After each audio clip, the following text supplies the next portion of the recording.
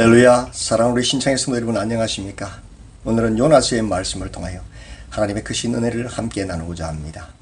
하나님의 백성, 사랑하는 하나님의 성도들의 소망은 언제나 하나님의 충성된 제자가 되어서 주님의 뜻을 이루어드리고 주님의 영광을 드러내므로 주님이 다시 오실 때에 잘했다고 칭찬받는 영광의 멸류관을 받는 영광의 부활에 참여하는 것입니다. 저의 소망도 그것입니다. 그럼에도 불구하고 우리 안에는 참 부끄러운 제자의 모습들이 있습니다.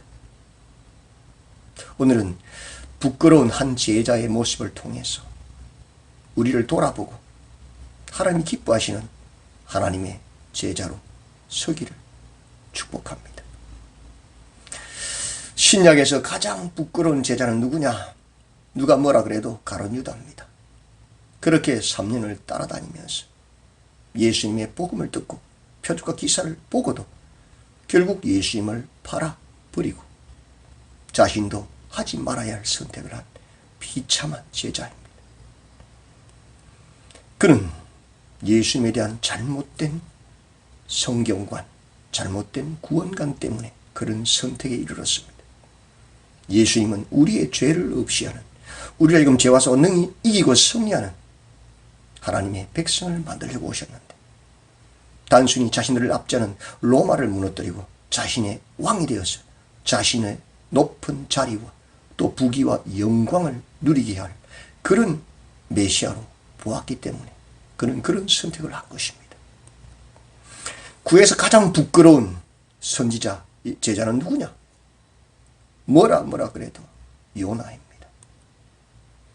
요나, 그 요나서 자체, 요나는 자신을 선지자로 표현하지 못합니다. 심지어 모든 구약 성경에서도 요나를 선지자로 표현하지 않습니다. 신약 성경에 와서도 딱 한 곳 외에는 그 어디에서도 요나를 선지자로 표현하지 않습니다. 마태복음 12장 39절에서 예수님의 죽음과 부활을 말씀하시고자 악하고 음란한 세대가 표적을 구하나 선지자 요나의 표적밖에는 보일 표적이 없다고 말하는 그 한 번 요나를 인용한 것이 다입니다. 왜냐? 그만큼 요나는 부끄러운 선지자이기 때문입니다. 가룟 유다나 요나나 그들의 공통점은 첫 단추를 잘못 끼운 겁니다. 하나님의 말씀을 잘못 해석한 잘못된 구원관, 잘못된 성경관, 말씀에 대한 오해, 자기 복음 때문에 그렇게 된 겁니다. 구약의 많은 선지자들이 예언합니다.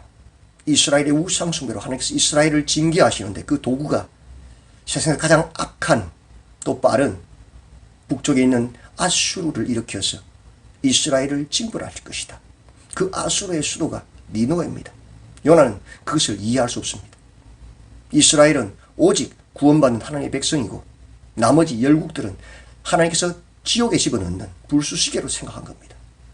그런데 그런 나라에 가서 더군다나 이스라엘을 징계하는 도구로 쓴다고 하는 그 나라에 가서 복음을 전하고 그들을 회개시키고 부흥케 한다는 것은 요나의 신학으로서는 도무지 이해할 수 없는 신학이었습니다. 그 잘못된 신학이, 성경관이 비참에 이른 겁니다. 하나님 말씀 성경은 우리 인생과 길의 나침판과 같습니다. 그런데 그 나침판을 잘못 해석해서 그 나침판의 각도가 잘못되었다면 그 종말은 비참함이 전혀 다른 목적지에 도착하는 것입니다. 요나서 1장 1절에서 하나님의 말씀이 요나에게 임하여서 일어나 가라. 그리고 니느웨에 가서 외치라. 그들의 악도 그들의 죄를. 요나는 그 하나님 말씀 앞에 가긴 갑니다. 일어납니다. 그러나 어디로 갑니까? 다시스로 갑니다. 왜? 복음을 외치지 않으려고. 니느웨는 이스라엘의 북동쪽 땅끝, 터키 북부에 있습니다. 그러나 다시스는 이스라엘의 서쪽 땅끝, 오늘날 스페인의 항구 도시입니다.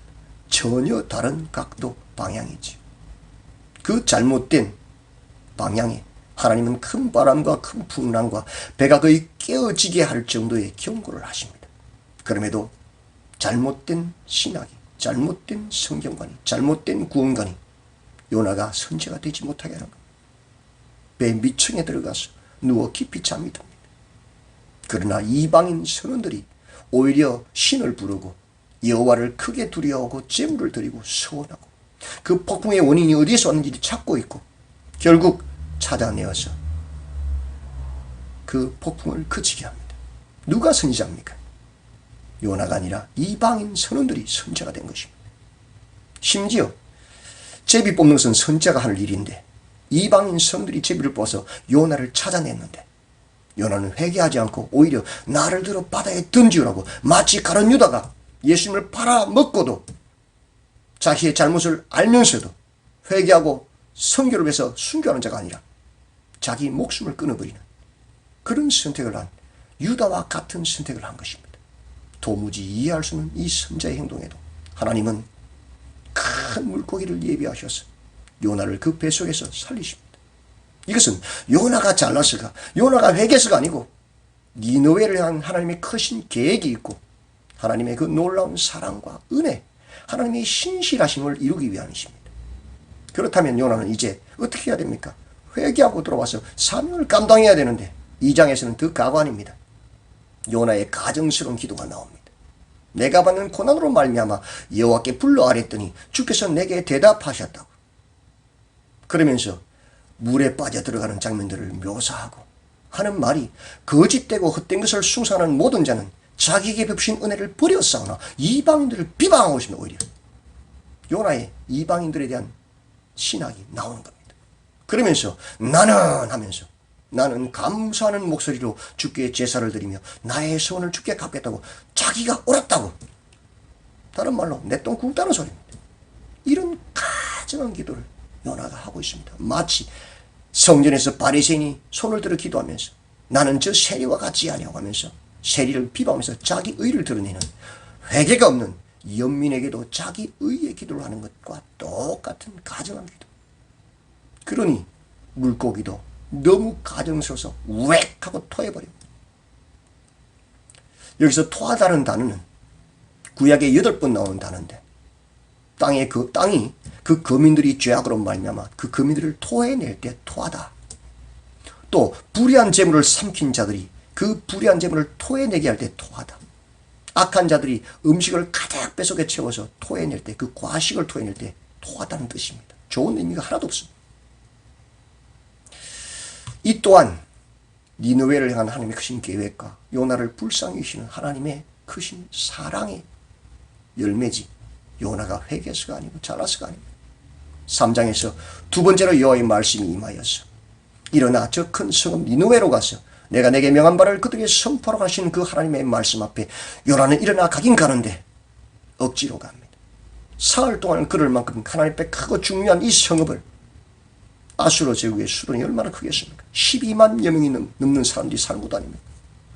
그런데 사흘 길 가야 되는데 하루만 다니면서 그냥 근성으로 40일 지나면 니느웨가 무너질 것이라고 말하고 맙니다. 하나님은 그들의 죄를, 그들의 악독을 선포하라고 했는데 이 이해할 수 없는 요나의 행동은 요나가 회개하지 않았다. 아직도 자기 신앙에 빠져 있다는 것입니다. 그럼에도 불구하고 니느웨의 모든 백성들 또 왕과 짐승마저도 죄를 뒤집어쓰고 회개하는 역사가 일어납니다. 이것은 하나님의 크신 은혜입니다. 하나님의 구원 계획을 통한 하나님의 뜻이 이루어지는 것이지 요나가 잘나서가 아닙니다. 그래서 구원은 하나님께 있는 것입니다. 그러나 4장에서 더욱더 큰 가관이 일어납니다. 그러면 기뻐해야 될 요나가 매우 싫어하고 썩내고 있습니다. 심지어 사는 것보다 죽는 것이 낫다고 자기 생명 거두어가라고 말합니다. 말이 됩니까? 그 이해할 수 없는 선자의 행동에 하나님께서 묻습니다. 내가 썩내는 것이 옳으냐? 그 하나님의 음성에도 요나는 묵묵부답 대답도 안 합니다. 오히려 성읍에서 나아가서 초막 짓고 이 성읍이 어떻게 되나 보자고 앉아 있습니다. 지가 옳다는 겁니다. 하나님께서 이 성읍을 멸하는 것이 옳다는 것입니다. 이런 강박함을 드러내고 있습니다. 선지자 맞습니까? 하나님께서 그에게 밤에 박넝쿨을 자라게 하셔서 그늘을 만들어 서늘하게 만들어줍니다. 그리고는 그 이튿날 벌레를 보내셔서 그 방울을 갉아먹게 하셔서 햇빛이 쪼여서 고통하게 합니다. 그러면 알아야죠. 깨달아야 선지자랍니다. 그럼에도 사는 것보다 죽는 것이 낫다고 완악함으로 하나님께 나아갑니다.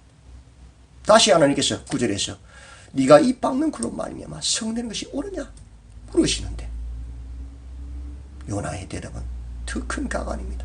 내가 성내어 죽기까지 할지라도 옳다고. 그 완악한 마음, 강박한 마음이 절정에 이릅니다. 그 원인은 왜곡된 선민사상, 잘못된 성경관, 구원관에서 시작된 것입니다. 그럼에도 불구하고 사랑의 우리 주님께서는 내가 수고도 아니하였고 재배도 아니하였고 하룻밤에 났다가 하룻밤에 말라버린 이 빻는 굴을 아꼈거든. 하물며 이 큰 성읍 니느웨에는 좌우를 분별하지 못하는 자가 12만여 명이요 가축도 많이 있나니 내가 어찌 아끼지 아니하겠느냐 질문하시면서 하나님의 마음을 가르치십니다. 그렇게 요나서는 끝납니다. 요나서는 선교하는 데 쓰라고 쓴 책이 아닙니다. 단순히 요나가 물고기 뱃속에 들었다 나왔다는 그 이야기로 쓴 책이 아닙니다. 하나님의 크신 계획을 하나님이 이루신, 그리고 그 하나님의 놀라운 사랑과 긍휼을, 인류를 향한 주님의 그 사랑과 긍휼을 드러내는 책이요, 신실하신 하나님을 증거하는 책이요, 또한 왜곡된 신학, 잘못된 성경관, 잘못된 구간이 얼마나 위험한 것이고 얼마나 완악함에 이를 수 있는지를 증거하는, 주의를 주는 경고하는 책입니다. 오늘도 깨어서 이 하나님의 생명의 말씀을 깨달으시고 하나님의 사랑을 깨달으시고 성경을 가까이 하여 빠르게 읽고 빠르게 보고 빠르게 깨달아 그 하나님의 마음을 따라 그 사명을 감당해내는 신실한 하나님의 백성으로 굳게 서시기를 주님의 이름으로 축원드립니다. 아멘.